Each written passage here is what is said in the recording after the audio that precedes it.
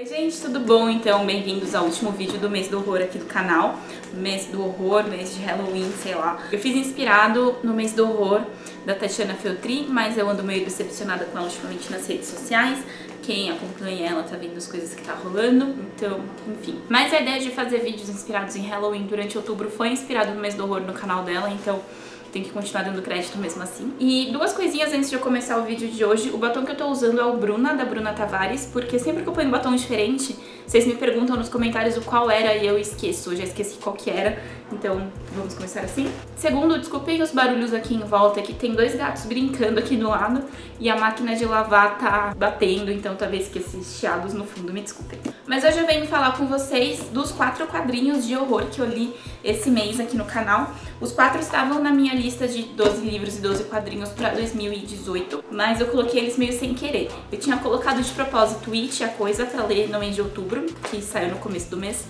Mas aí depois, quando eu terminei de ler It, que eu escolhi meu próximo livro, eu percebi que eu tinha 4 quadrinhos de terror ainda na fila. Eu me atrasei um pouquinho no desafio e eu consegui ler os 4 pra esse mês, então eu vou fazer um apanhadão deles com vocês aqui. Gatos, se comportem, por favor. Começando pelo último que eu li, que é o do Inferno, do Alan Moore. Esse quadrinho conta a história do Jack Stripador. É uma história parcialmente baseada em fatos reais, mas parcialmente suposta, digamos assim, pelo Alan Moore. O que acontece? O Jack Stripador foi um assassino que matou várias prostitutas em Londres no final dos anos 1800, na virada pro século XX. Então tem muita gente que fala que esses assassinatos abriram o século XX, representaram muito do que o século XX foi. Só que ninguém nunca soube quem foi Jack Stripador. Esse foi o nome que a mídia deu pra ele. E aqui no livro, desde o começo, o Alan Moore já define quem é o assassino. A gente acompanha o livro pelo ponto de vista do Jack Stripador. É um quadrinho difícil, gente. É um quadrinho que dá trabalho pra ler. Eu me confundi muito, eu me perdia, eu ia, voltava. Ele é feito de uma forma que você tem que prestar atenção, senão você se perde. Tem muitos personagens com muitos nomes parecidos, muitas personagens que a ilustração é parecida de uma mulher com outra. Se você não presta atenção, você se confunde. A gente acompanha o lado da polícia também, tem muitos policiais parecidos, muita gente parecida. Então, tirando o inspetor principal, que tá atrás do Jack, e o personagem do Jack Stripador, a gente confunde muitos outros personagens, tem que ficar ligado, assim, prestando atenção. E a história não é exatamente linear, ela tem uns momentos que ela vai pro passado, depois ela segue linear, aí ela vai pro futuro. Tem alguns momentos que são meio psicodélicos, então tem que prestar atenção. Porém, é um livro magnífico. Então, além da gente ver a mente maluca do Jack Stripador e como ele funcionava e por que ele fez o que ele fez, a gente entra um pouco dentro de histórias da família real britânica, então toda a sujeira que tem por trás da família real, dentro da maçonaria, dentro da própria mídia que tenta ganhar com esses assassinatos, dentro de como é Londres, como dentro da mesma cidade tem aquela coisa incrível que é a família real e tem aquele bairro tão sofrido onde as prostitutas trabalham, como que cada mulher acabou virando prostituta. Então é uma história muito boa, recomendo muito, mas ele é muito pesado e muito gráfico, então acho que quem for ler tem que ler prestando atenção. Não é um livro que, até pelo tamanho dá pra ter essa ideia que você vai super levar por aí, ler de vez em quando no metrô, é um negócio que quando você for ler você tem que parar, sentar e ler. É um livro que vale a pena parar e ver todas as ilustrações, porque são lindas. Mas ele é um livro bem gráfico, tanto para cenas de sexo quanto para cenas do assassinato. Então é assim, maior de 18 anos com certeza. Mesmo assim, se você fica meio enjoado, meio fraco, meio nauseado, talvez não seja muito bom pra você. A capa do livro já dá essa ideia de como é.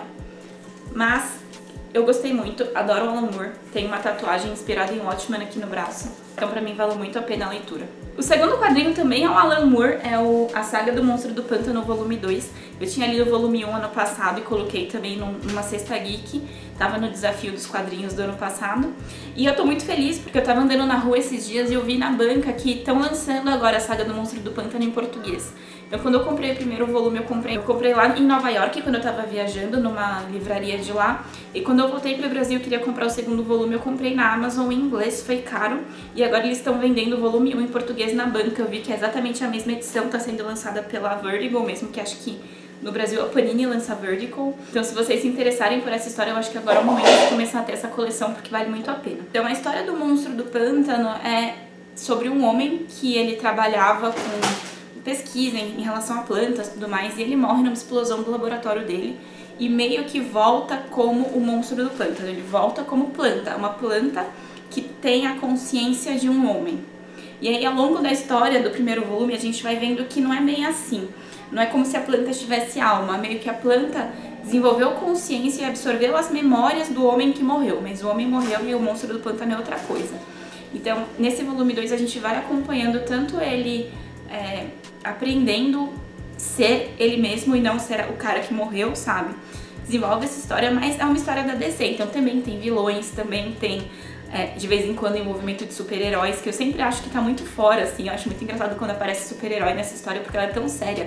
De repente tem, tipo, Liga da Justiça. Eu acho que pra quem gosta de quadrinhos de super-herói clássicos e quer começar a ler coisas um pouquinho mais sérias, é uma transição legal, porque esse daqui tá bem no meio do caminho. Outro Alan Moore, mas não é exatamente Alan Moore, esse daqui tem vários autores diferentes. A Vida Secreta de Londres é meio que uma coletânea. Eu tava vendo esse livro há muito tempo, em toda a livraria que eu via. A capa me interessou muito porque é tipo Londres com um monstro saindo de dentro dela, e ela é escrita por vários autores diferentes. Então tem Alan Moore, Neil Gaiman, Dave McKean, Ian Sinclair, tem um monte de gente famosa aqui. Eles não escreveram exatamente juntos, cada um fez uma história.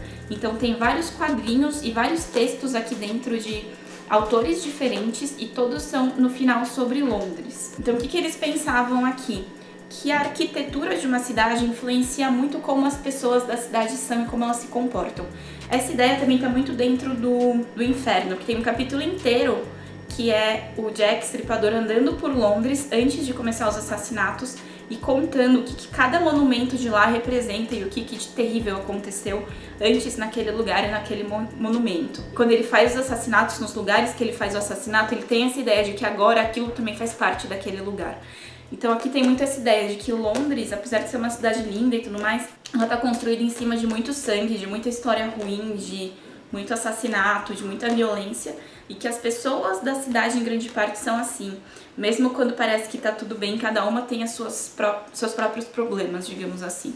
Então são histórias totalmente desconexas, mas todas sobre esse lado de Londres. Eu não gostei tanto desse livro, pra falar a verdade, a premissa realmente parecia muito legal, só que no final eu achei tanto algumas coisas muito confusas quanto...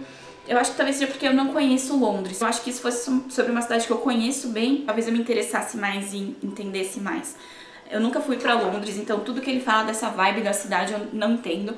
Talvez depois que eu viajar pra lá eu consiga entender um pouco melhor o que ele quer dizer, mas no momento não curti tanto. O último quadrinho é o Neil Gaiman, Sandman volume 2. Eu li o volume 1 do Sandman também ano passado e pretendo continuar lendo um volume por ano também, tanto que é uma coletânea de Sandman, que tem alguns arcos muito legais aqui dentro. Então Sandman funciona nesse esquema de arcos. Pra quem não conhece, Sandman conta a história de irmãos, que todos começam com a letra D em inglês, que são entidades, digamos assim, que não são exatamente deuses. Em alguns momentos eles colocam que eles são até mais poderosos do que os deuses, que alguns deles que criaram os deuses. Mas eles são a morte, death, o desespero, despair, o destino, destiny, o delirium, o Sandman, que é o sonho ou dream, e o desejo. Tem um outro irmão que abandonou eles há muito tempo, que eles sempre só mencionam, mas não aparece, que é a destruição. Então cada um deles é responsável pelo que lhes dá nome, e o Sandman, que é o personagem principal, é o responsável pelo mundo dos sonhos. E sonhos tanto com o que a gente sonha quando a gente dorme, quanto as coisas que a gente sonha, almeja, nesse sentido de almejar. O desejo é uma coisa mais lasciva, mais sexual, mais egocêntrica, digamos assim. Então aqui a gente tem alguns arcos muito interessantes. Tem a Estação das Brumas, que é sobre quando Lúcifer resolve se aposentar, ele fecha o inferno, põe todo mundo pra fora e dá a chave do inferno pro Sandman.